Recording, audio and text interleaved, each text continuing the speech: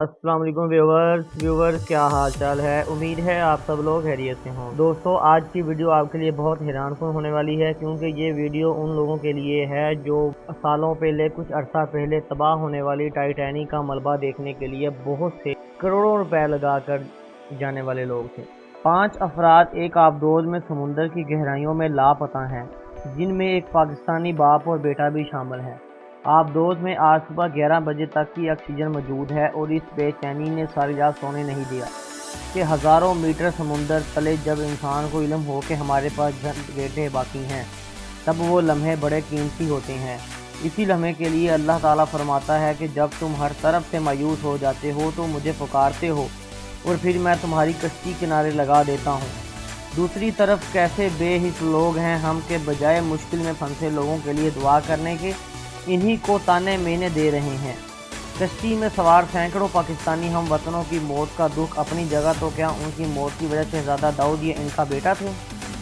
Question answer پوچھتے ہیں آپ کے لیے۔ کیا امیر ہونا جرم ہے؟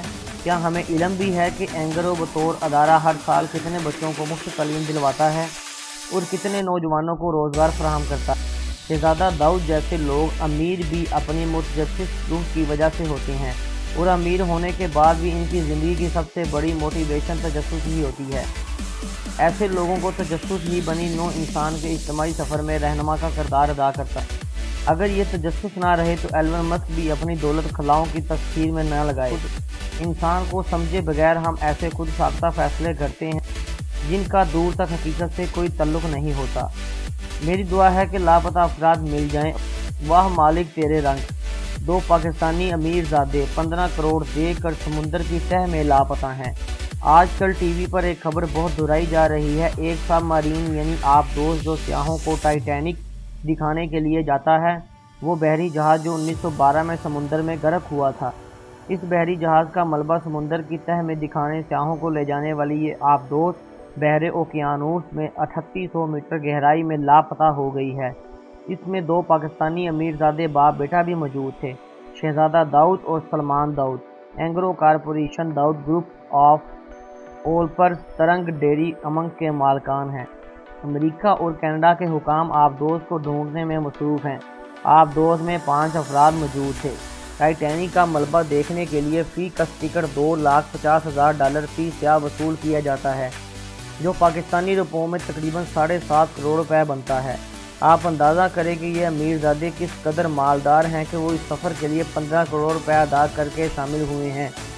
آبدوز میں صرف 96 گھنٹے کی آکسیجن کا ذخیرہ ہوتا ہے۔ آبدوز نے 2 دن قبل جو سگنل بھیجا تھا وہ آخری ثابت ہوا۔ اب صرف 30 گھنٹوں کی آکسیجن موجود تھی، جو 30 گھنٹے پورے ہو چکے ہیں۔ شہزادہ داؤد اور اس کا بیٹا سلمان جو ارب پتی پاکستانی بزنس مین ہیں، جو داؤد ہرکولیس اینگرو پاکستان اور بی ٹی ایم بوریوالہ کے مالک ہیں اور برطانیہ میں رہ رہے ہیں۔ انسان کہیں پر 2 وقت کی روٹی کے لیے ہاتھ پیر مار رہا اور کہیں دولت کی فراوانی کے باعث نت نئے تجربات اور ایڈونچر کر رہا۔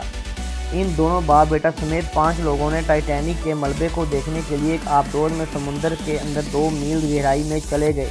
نیچے جا کر ان کا زمینی رابطہ ختم ہو گیا اور تب سے یہ لاپتہ ہیں۔ ان کو ڈھونڈنے کی کوشش ہو رہی ہے۔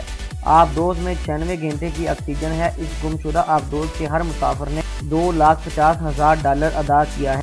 ان کو ڈھونڈنے والے ادارے اب اتنے پر امید نہیں ہیں۔ یہ ایک مثال ہے انسانی سوچ کی وسعت، نت نئے تجربات کے تجسس کی کہ انسان ایک منفرد جاندار ہے۔